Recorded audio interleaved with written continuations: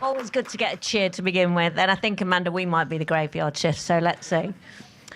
So I'm here, I guess, at the beginning as the warm-up act, if you like. JP Morgan is on a product operating model journey. So what does that mean? So just to calibrate us, that's really about driving our products through true customer centricity, driving agile ways of working through our teams, and I'll get more into that in a moment, to really extract our maximum value delivery. And that's a big mouthful, but it's really important that we understand that triad. So as an organization, we are here today and we're representing markets. I'm Tracy Besson. I run the transformation, the agility journey for markets. No mean feat, as obviously JP is the #1 markets division in the industry, and it's 8,000 strong developers, and that's okay because I clearly look like an investment banking developer, so that bridge to gap is quite small. I can tell I'm already appealing. So basically, what did we do? So we started the journey about 18 months ago. We built the team, I think, for about a year now. So we're very new, but we've actually managed to make some incredible headway. And I'll share here with you some of the statistics. So we kind of laid out some of our basics first. So I like, Amanda, some of the things that you were talking about is to kind of think big but start small. And that's exactly what we did. We had very clear ideas about where we wanted to go. But it's very hard to make a successful organization change. So you have to be incredibly considered on how you do this. So we did things like standardized sprint cadence. And you wouldn't believe the level of resistance just to do that. And then suddenly people realized how easy it was to collaborate and interlock dependencies. You know, it was almost like you'd given everybody a Christmas gift. The next thing is we started to teach the teams how to do capacity via time rather than headcount. Another thing that the teams blew them away because they couldn't understand why they were regularly overcommitting by an excess of around 50% across the board. And then we introduced flow metrics. This was another new concept. And for those of you, I'm guessing most of you know what flow metrics are, but just to calibrate us again, flow metrics is like the Fitbit of Agile. So basically, it's all the Formula One control room that tells you all the functionalities and data that you need within the team to make the boat go faster. It isn't a scorecard, it isn't a RAG status, it doesn't tell you whether your team are great and bad. What it does is it tells you where to go to next for the next optimum lever for value delivery. So as a consequence, we then decided that we were going to take the teams through kind of more of that agile development. So here it says that we did a lot of training. That training was very bespoke. It wasn't your average, let us show you how to do agile or anything like that. What we did is we took teams and we put them together and we forced them to think differently. And through play, we showed them how they compete versus collaborate. So there were many, many things that we did to open their minds in different ways. And then what we did is we created our communities of practice. And with our communities of practice, we then created this coaching council to support them. And from that, the acorns of transformation began. And today, we want to tell you about how we tackled one of our most complex and difficult user platforms through the example that we'll share. Thank you, Tracy. So my name is Dhiman Ranjan. I'm head of product in Athena. And today we're going to talk a little bit about Athena in the context of the product operating model transformation that we're doing in JP Morgan. So just to give you a little bit of background, the markets business in JP Morgan is focused on providing largely corporate and institutional investors the marketplace to trade financial products like equities, stocks, FX, currencies, commodities, etc. And in terms of the business itself, you know, we were sort of #1 in the markets revenue, as Tracy had mentioned. And while Tracy has to focus on a larger sort of markets business overall, the area that we're focused on today is on Athena, which is the strategic trade management, risk management, and pricing system for the markets business in JP Morgan. So as a result, it is one of the most critical applications and platforms that we have to sort of focus on as we're looking through this journey. And some of the numbers on this slide indicate the complexity that we're dealing with. We have about 4,000 developers that are contributing code onto this platform on a daily basis. The platform itself is a Python and a C++ based platform that allows developers to make a change, commit that change, and push that change into production in a matter of minutes. So the SDLC is super flexible, and it allows people to sort of make changes very rapidly in a financial environment that is highly competitive. And so the amount of changes that we see through this platform is tremendous. And so any changes that we want to make in this environment is highly complex because it impacts not just the developers that are working on this platform, it impacts the business outcomes, and it impacts the way that we serve our clients. So what I wanted to highlight here is on the previous slide, we talked about how JP Morgan is number one in markets. It's not just now. We have been number one for the last 10 years. We have been in the top 3 for the last couple of decades. So we are doing things right.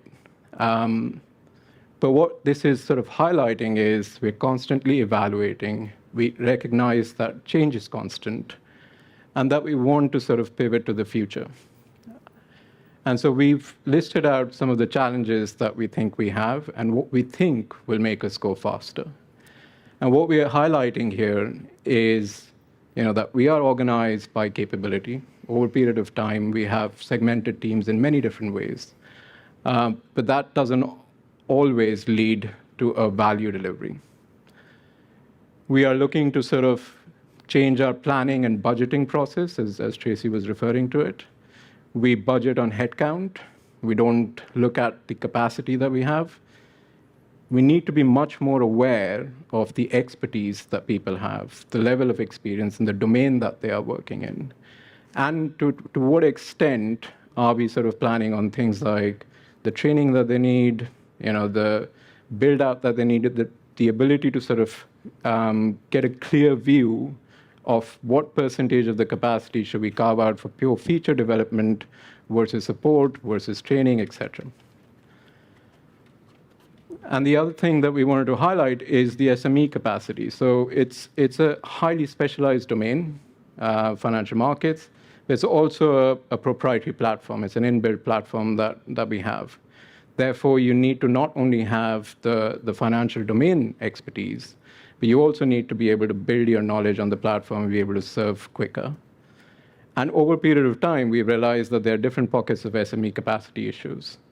Now, we want to sort of move much more towards team-based SMEs, right? So people have talked about how do you actually put team APIs, how do you develop the teams to have that SME-ness. And I think we're sort of looking to head towards that. But we're also being very, very critical in terms of how we prioritize, given the sort of current constraints that we have. And then finally, not a huge surprise, like we've got a lot of siloed teams.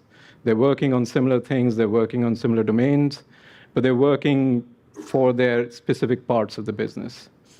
And so we've sort of moved from there. We've looked to introduce the quarterly planning process, which we're going to talk about. But we're recognizing all these challenges, and we're looking to actively address them as we're going forward. So how are we thinking of reorganizing ourselves?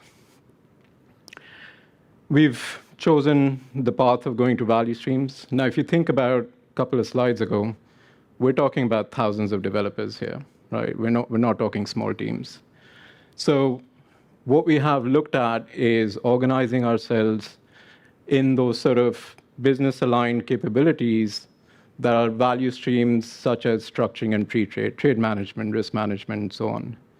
And those business stream-aligned value streams are geared towards delivering to a specific asset class, product area.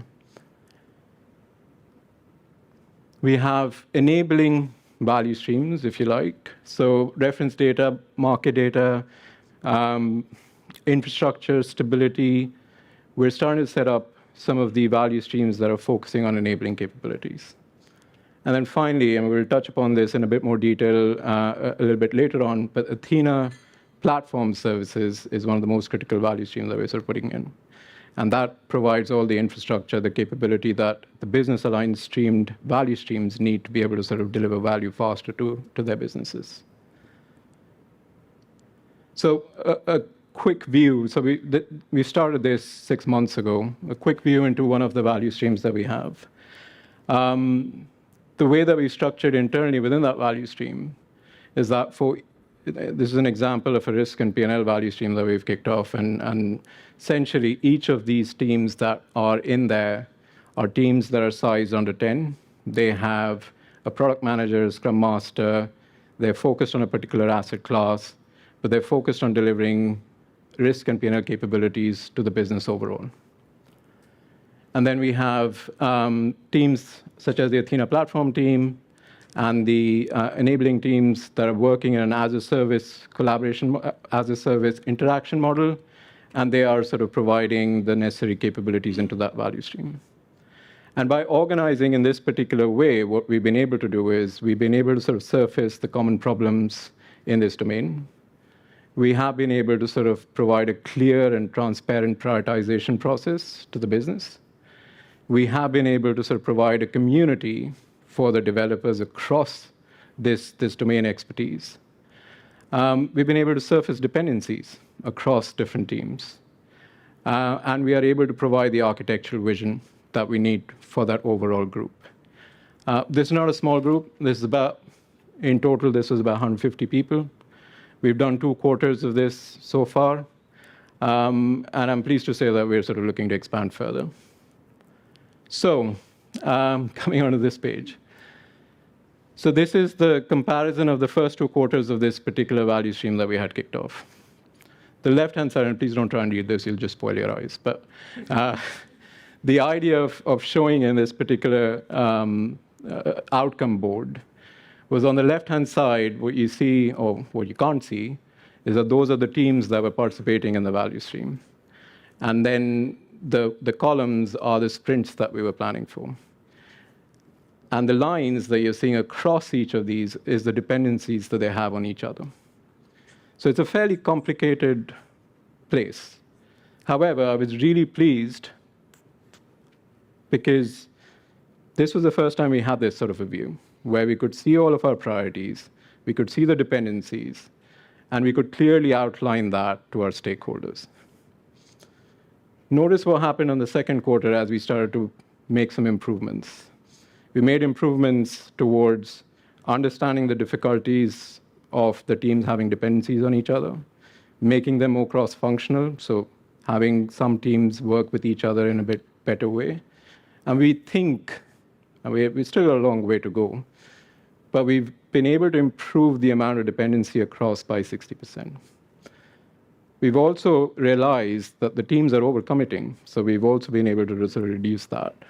We'll see some more stats later on, but I just wanted to leave this with this thought that this is a journey. We're fairly early on in this journey, and we're learning through it. As we go through this, as we look through some of our metrics, we're looking to sort of continuously improve on that. So with that, I'll hand over to Anna, who will just talk through the platform side as well. Thank you. Hi, everyone. My name is Anna Kukets, and I'm the head of product for platform services in Athena. So as Dimon said, I'll talk about the platform services or the platform grouping in Athena. So we call it Athena Platform Services Value Stream. It's really the internal platform in Athena, and it runs on several other platforms in JP Morgan. It is comprised of the components, APIs, interfaces, and other capabilities that are common across all the value streams in Athena and all the businesses. The platform services goals are to enable all the value streams to remain competitive in the market, to improve efficiency, scalability, and stability in Athena, and to modernize Athena as well. And finally, to deliver great experience to our developer community. They allow for reduced cognitive knowledge in Athena and also rationalization of capabilities and work. So difficult technical problems can be solved only once, and return on investment on that increases with adoption across the value stream. And the value streams can focus on difficult business problems and then accelerate delivery of value to the business. On the bottom part of the slide are the three key concepts that we aim to implement in the platform services. As Dimon mentioned, we are early on this journey, but we had a couple of iterations of implementing these concepts. So the first one is the product capabilities and agile cadence in the platform. And we found them very important to enable the platform services to be more responsive to the needs of the value streams, and in particular, to be able to better manage competing priorities that are associated to demands across all the value streams, but also that are associated to competing priorities of the platform services itself, such as to deliver great developer experience in a very stable and controlled environment. The second concept that we aim to implement is the interaction modes. And there are three key interaction modes that we monitor. And we find it that understanding and adjustment on the interaction modes helps us move towards the technical future state of the platform services while also improving the flow. So as a service collaboration, and also specifically, platform services provide standards, strategy, and patterns to the rest of Athena. So for example, as we're migrating to AWS, most of our platform services, compute, runtime, storage, and so on, are in a collaborative interaction mode. However, our technical future state is a more automated self-service, so as a service interaction mode. Through all stages, platform services provide strategy for Athena on cloud, and also configuration and usage patterns to Athena, which altogether helps us improve consistency across Athena and stability and compliance as well. And finally, the last concept that we aim to implement in the platform services in Athena is the platform roadmaps. So roadmaps in Athena across platform services and the value stream are aligned. We align them to mutually agreed goals and OKRs that we handshake in the agile cadence. And then the platform roadmap, if the platform services are delivering new capability in Q1, the value stream is aiming to adopt that capability in Q2 or later. That requires discipline around defining, establishing the technical future state and understanding your journey to the technical future state, but ultimately results in a better flow and better flow estimation.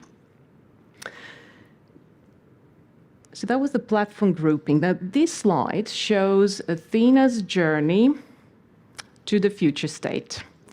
So at the bottom left, so we mobilize the value stream. So following the value stream design that we just described and adoption of some of the concepts that we talked about, we mobilized the first value stream enabled by the platform services, and we started our first quarterly planning.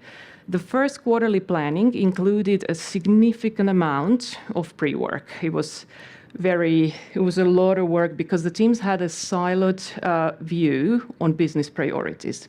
However, following the first quarterly planning and after we reorganized and adopted some of the concepts we described, we saw the reduction in the team handoffs, and you heard about that. We estimate that is about 60%.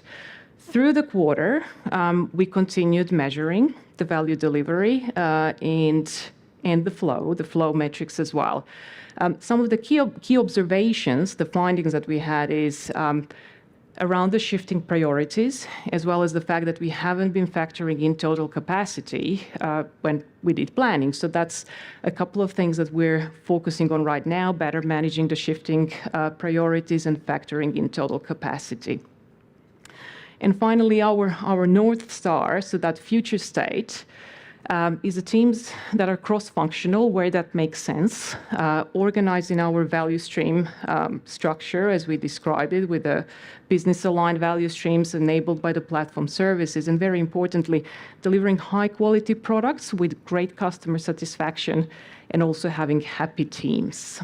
Now, with that, I will hand over to Tracy. Thank you. So, what was the outcome? So I think the first thing that's important to note is, as Demon said, that there were around 150 people in this process that we got to come together to work differently. This was over multiple geographies, multiple teams with multiple requirements. So the first of its kind. That kind of shift in our environment is, like I said, first of its kind. And we had concerns about how that would play out, especially from the point of view of not only were we asking them to work differently, but we were asking them to plan with a level of intensity over a 3-day period that, again, we'd never done before. And everybody, from a leadership perspective, had an opinion about that. So the team's really important. So a whopping 80% said, let's do it again. And everybody else should do it. That was the first that we were obviously delighted with. The second was around the 87% believed that the process helped them to identify dependencies and risks. So I think on the first one as well, it was so much higher. But again, it gave a level of transparency that the teams had never had before. The other thing that they didn't have is they didn't understand the priorities of each other. So where they would happily compete before, now they were collaborating differently, which is also why I asked Amanda, about the tips and tricks, because obviously bringing them together the first time is a little bit like herding cats. So if there's things that you can do to kind of accelerate that, then I'm all ears. And then the other thing was about the amount of time. As I said, everybody had an opinion. So therefore, this data was really important because leaders have opinions, but it's the teams that have to do it. So getting the teams to confirm that it was the right amount of time was absolutely the right thing to do. So the thing that I would say on these changes, always calibrate back with the teams. Take all of the feedback that you can and allow them to be the voice. All of these changes, these incredible changes that you saw on such an incredibly complex platform, was all driven by the teams. The work was driven by the teams, the outcome, the dedication, everything. So they own these results. So on to the next slide for me, please, Anna. Thank you. So what did the flow metrics say? Do you remember I said about the Fitbit or the Formula One control room? So did it work? What was the outcomes? Now, remember, as I said to you, please don't judge these as good or bad. But the first thing, as Zeman talked about earlier, so we committed to a more realistic workload. You remember I said that about 55% of our environment overcommits by 50%. This means that we've already disappointed and irritated our customers before we've begun, right? The second thing, so work in progress bottlenecks became visible. This was huge. So some of our dependencies, Doom was showing you the dependencies, some of those were held for like 181 days, but these things weren't visible until we could see these through the flow metrics. And the other interesting thing as well, people go, well, do Scrum Masters really work? It was really interesting that the teams with Scrum Masters, 40% less churn. And those as well that kind of struggled in the process didn't see the immediate benefits coming out the back end. 100% of the risks were identified. That's never happened before. So as I said, everybody was very, very clear on what they were and how they would mitigate those. Dependencies you saw on the board. So suddenly we understand our dependencies and we're able to organize ourselves in a completely different way. A 73% increase in flow, right? There was a whoop whoop when that one came out. And then finally, so a 33% in churn rate. So that's still too high.